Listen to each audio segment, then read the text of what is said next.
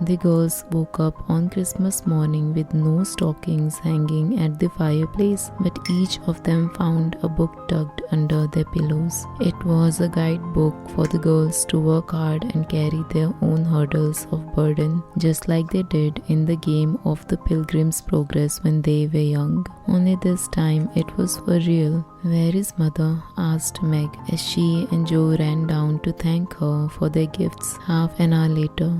"Goodness only knows," replied Hannah, who had lived with the family since Meg was born and was considered more as a friend than a servant. According to her, Mommy had gone off to help a poor woman who had come begging. "She will be back soon, I believe," Meg said.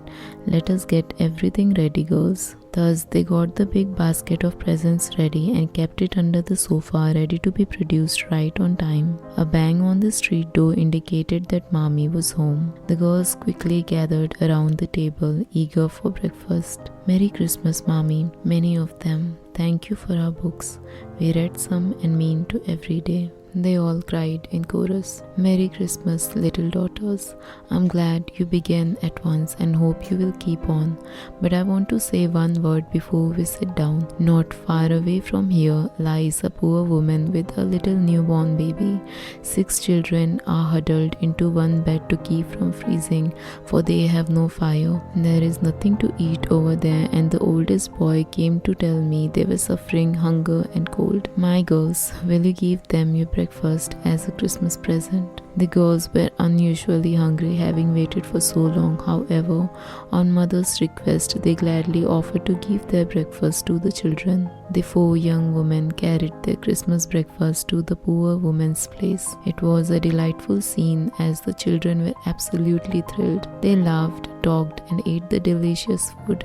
And though the March sisters had only bread and milk for breakfast afterwards, they were 4 very happy souls who had been able to bring a smile on poor children's and their mothers' faces. After this was all over, it was time for Mother's presents. Mrs. March was both surprised and touched. She examined her presents and read the little notes which accompanied them. The slippers went on at once. A new handkerchief was slipped into her pocket, well scented with Amy's cologne. The rose was fastened in her bosom, and the nice gloves were a perfect fit. After the morning ceremony was over, it was time for the evening festivities. Joe's play was performed, with Joe herself playing all the male parts since they could not afford any gentlemen to be admitted. Meg and Amy acted beautifully and the play was a success. There was tumultuous applause followed by a surprise for the sisters. When they saw the table, they looked at one another amazement. It was like Mommy had a little treat for them. There was ice cream, actually 2 dishes of it, pink and white, and cake and fruit and distracting French bonbons, and in the middle of the table 4 great bouquets of hothouse flowers. It quite took their breath away, and they stared first at the table and then at their mother, who looked as if she enjoyed it immensely. And while they all sat guessing who had arranged for the delicacies, Mrs. Marsh informed them that old Mr. Lawrence had sent it. Apparently Hannah had told one of his servants about their breakfast party, and that had pleased the old gentleman. "I'm sure the Lawrence boy put the idea into his grandfather's head," Jo said, and then she went on about how Meg would never let her speak to him when they passed one another. And then they talked about how proud Mr. Lawrence was. He never mixed with his neighbors and kept his grandson shut in the house to make him study hard. But according to Mrs. March, they were good and respectable people, and she had no objection whatsoever if Jo talked to the Lawrence boy. After all the talk was over, the girls appreciated the treat they had and also the bouquet of flowers that had come along with it. "They are lovely, but Beth's roses are sweeter to me," said Mrs. March, smelling the half-dead posy in her belt. Beth nestled up to her and whispered softly, "I wish I could send my bunch to father. I'm afraid he isn't having such a Merry Christmas as we are."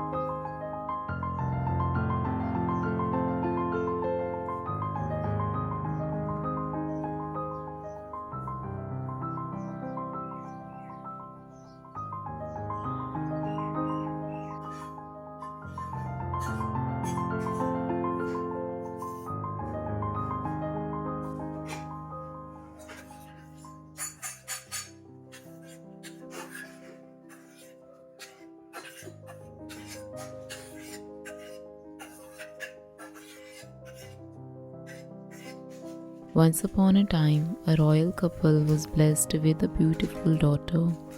The king and queen threw a grand party to celebrate. They invited everyone in their kingdom, including the magical fairies.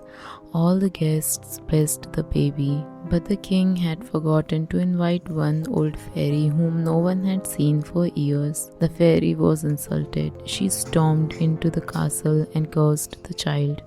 At the age of 15, she shall prick herself with a spindle and die. The king and queen pleaded with the fairy, but the old fairy refused to take curse back. A sweet little fairy approached the king and queen and said, "I can't reverse the curse, but I can reduce its power.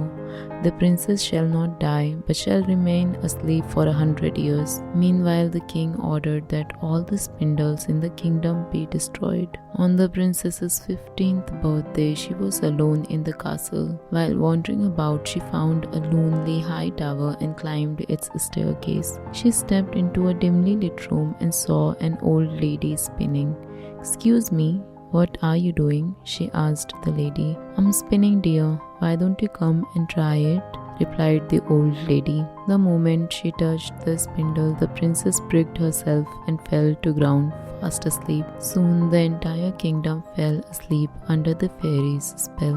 Over the years, a thick hedge of briar roses grew around the palace. Many men tried to enter the castle, but none could, until one day, 100 years later, a handsome young prince succeeded. The prince was surprised to see all the animals and humans asleep in the kingdom. When he saw the princess, he fell in love at first sight. He'd never seen anyone so beautiful. He kissed the sleeping princess softly and her eyes fluttered open.